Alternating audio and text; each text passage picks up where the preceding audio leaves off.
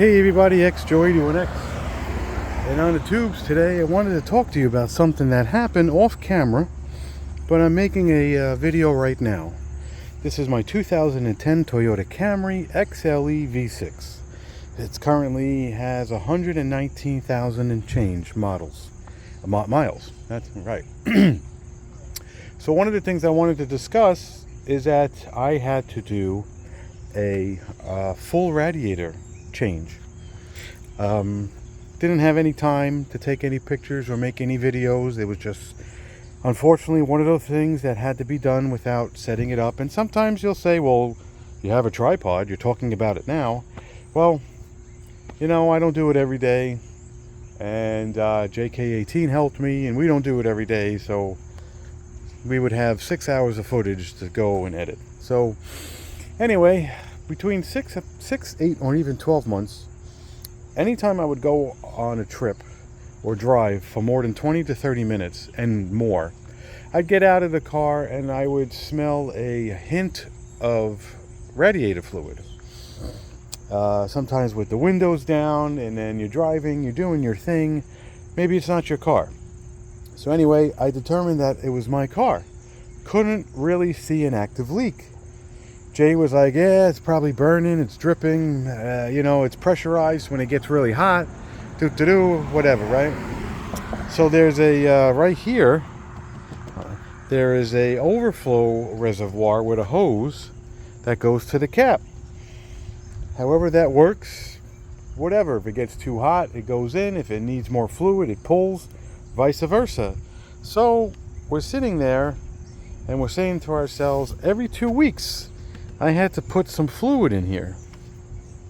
After a while, Jay was like, yeah, I don't think that's something, I don't think your engine is, you know, burning it. I think it's leaking somewhere.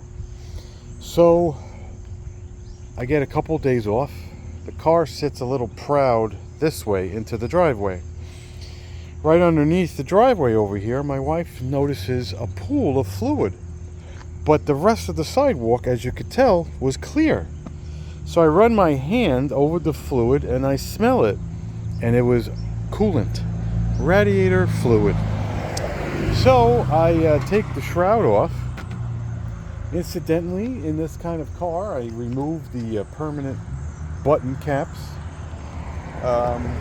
Some people, you know, say why? Well, because God forbid there's a problem. You could take it off. You could move it up if the car is not hot. You could throw it on the side, throw it on the left, and that exposes the front frame of the car. 2 horns, hood latch, air intake, the cap for the coolant, the tube that goes to the overflow reservoir, and that's that. So I take a look and I notice that really down low, which you can't see, is 2 pieces of plastic.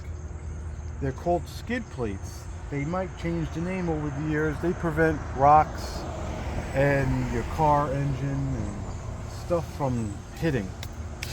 They come off. When you take a flashlight and you look down, there was red little ponds. Yes, ponds. And Jay was like, yep, that doesn't look like it came from the sky. So we went on the internet together, or he went on, then I went on, and there's a couple different brands. Because it's a Toyota Camry, you could buy anything you want from a store, on the internet, or eBay. What I did was I looked up every parts store that's in my area, and I noticed that each parts store had their own different style radiator, different names at different prices. Toyota makes Denso, D-E-N-S-O. If you look it up on the internet, supposedly they actually have gone away from making their own parts, but they kept the name. So without boring you about Duralast and CRC, and anyway, I got a Denso brand radiator, which you can't see. So it was time. It was time. We put the car closest to the driveway, facing in. This is where we had the tools, we had the cart, and we watched a couple of videos. And for the most part, in a sense, the radiator sits underneath this cross member. That's what I'm going to call it. It has a bolt here, it has a bolt here, it has a bolt here, it has a bolt here, and has a bolt right here. Okay, 1, 2, 3, 4, 5. Okay, they're 10 millimeters. The air box is held in by this one and this bolt. This lifts up, this comes out, and it moves out of the way. Underneath it is some kind of air plenum. It's shaped like a weird S. That's this bolt. That comes out, that's out of the way. What I suggest, if you are going to do this, or you're just listening, is to loosen the battery on both sides and remove this, or remove the battery. It's up to you. You're not going to hurt the car. And that's that. So then what you do is you can take off, you have to take off this hood bracket. These are also 10 millimeter. There's one here, there's one here, and there's one in the middle. This is has a cord or a lanyard, whatever you want to call it, that goes around the right side into the firewall, and you could pull the hood latch. You don't have to disconnect it, you just move it out of the way. So first I moved it on top of the battery, then when we were futzing around I moved it down and I hung it over the fender. You kind of just get it out of the way. And there's two horns right here, those are 12 millimeters. They could stay, but just have to get disconnected and put your hands in. Okay, perfect, right?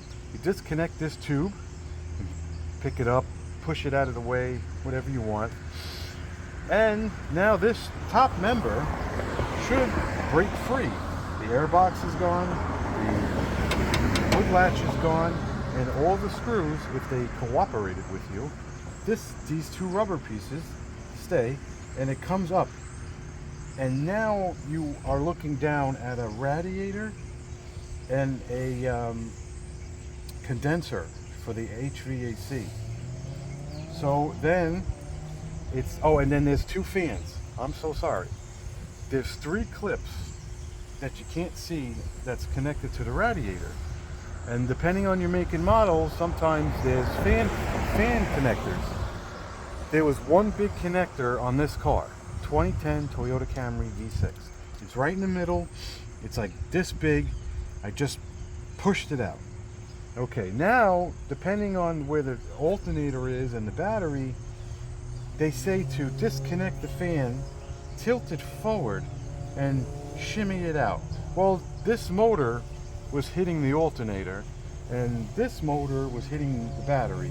And anyway, with a little bit of deep breaths and just calming down, taking chances, taking turns, just, you know, the fan came out unscathed. Move that on the side. Now you have a wobbly, you know, whatever. At this point, we decided to drain the system. If you remember, and if I remember, my water pump was changed professionally. Well, that means the coolant was also flushed and changed. So I got a bucket that was clean, and I drained the coolant, and it was red. No problem. Sounds great. Shut the petcock as it was dripping, and me and Jay's like, all right. So you connect the upper radiator hose is right underneath this air plenum, and the lower radiator hose is on this side. You don't have to touch this. And I put the bucket back under, and I disconnected the lower, and I got a good couple of cups. I just want to say cups, maybe 4 or 5 cups, maybe 3. I don't know. And that was good. And then we had cardboard underneath. So now we decided to lift up the radiator, if you're following me, and the condenser was coming with it.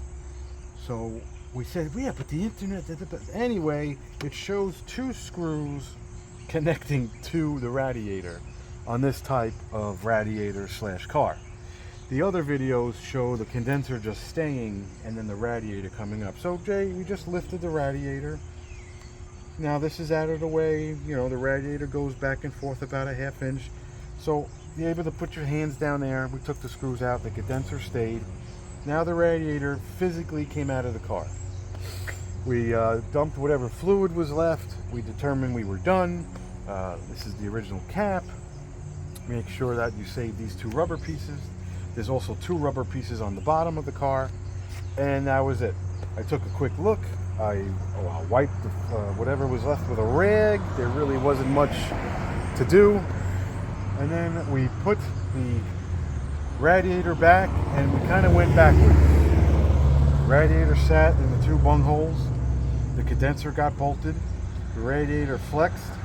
We coerced the fan right here to go back. It was definitely, I don't know what else you would remove. I mean, you're not removing the alternator, but you could, but you're not. Moving the battery is better. I think removing it would have been best, because then the fan could have went in here a little bit. So now the fan sits on 2 pegs, like right here. They sit like this. We put the radiator in, and it was time to put this bracket in. We determined that everything sat and everything was great. It went backwards, like I keep saying. And oh, I'm sorry, before we did this bracket, we kind of did this. This way we weren't futzing around and removing parts and taking parts off, or removing parts and taking parts off. So I needed more fluid. I get the Asian pink stuff that's 50-50, and this bracket stayed off, but Jay was able to start the car, and what we did was we poured in what was left of the car. Oh Hi, Joe. boy. Hi. Oh, you doing a TV thing? Yeah. I'm sorry. It's okay.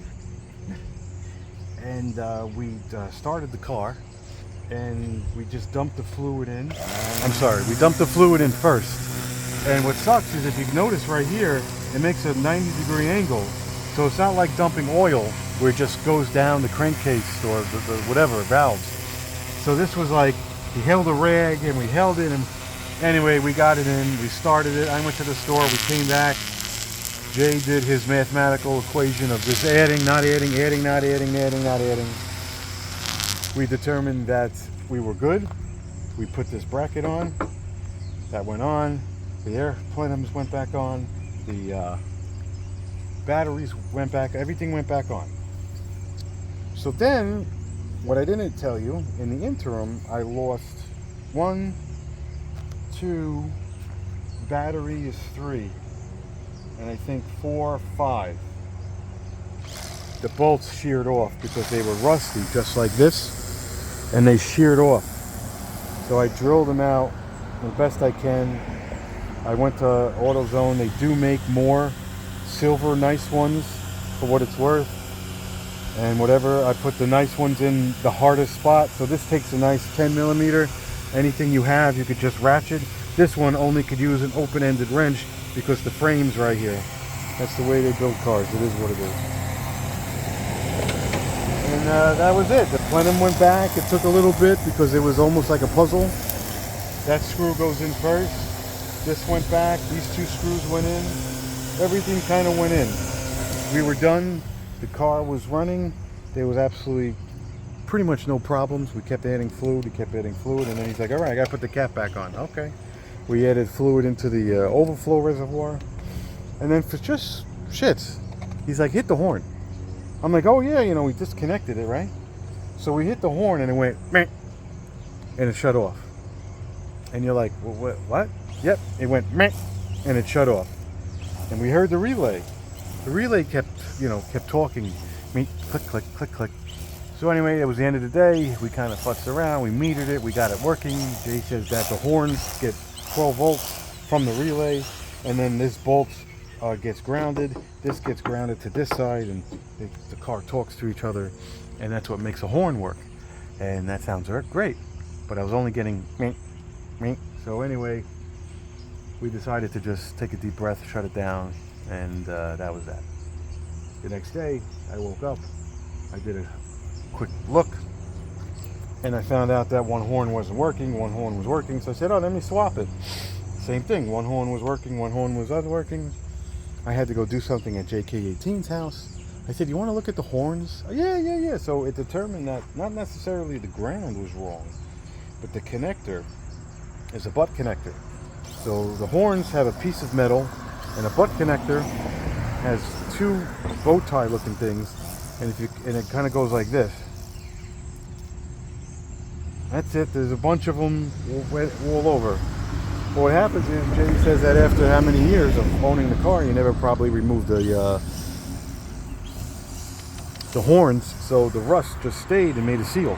Well, now we interrupted it, and we interrupted. So what he did was he sprayed it. He got a little screwdriver. He scratched it, and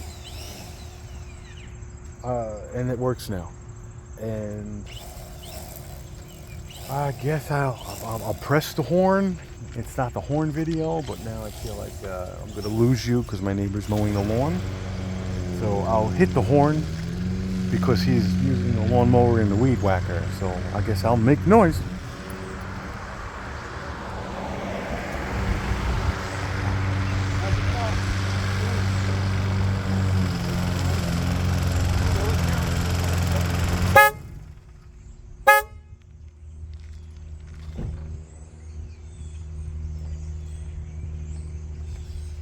That's it. Both horns work. Jay says that's normal. I think it's a little weak, but I wasn't laying on it. And I think that's it. I'm going to wrap this up. Cap is good. The washer fluid has nothing to do with the video. This is the overflow. Everything's tight.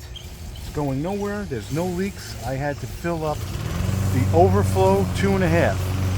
1, 2, and then only half of a half. This is the way I put everything back. Doesn't matter how it's done, as long as it's done correctly. I'm losing you to some sounds of the summer. Thank you very much for watching. Hit like, hit subscribe. Thank you JK18 for all that you do. Whether it's dropping off something or just getting under there and helping me with anything, and vice versa. We did his wife's Radiator years ago, however, time and date. That was a simpler job. And that's it. I don't think there's anything to talk about. So this is September 2024, and we did a full radiator and fluid change on my 2010 Toyota Camry XLE V6 model. Hit like, hit subscribe, and let me know if I missed anything. And please excuse the video, the sun, the this, the that, and all that stuff. And his lawnmower is bogging down. End of the season carburetor, hun. So, all right. Again, thank you everybody. Thank you JK18. And the rest is history. Oh man, that's a weak lawnmower. There you go. All right. Thanks for watching again. Take it easy.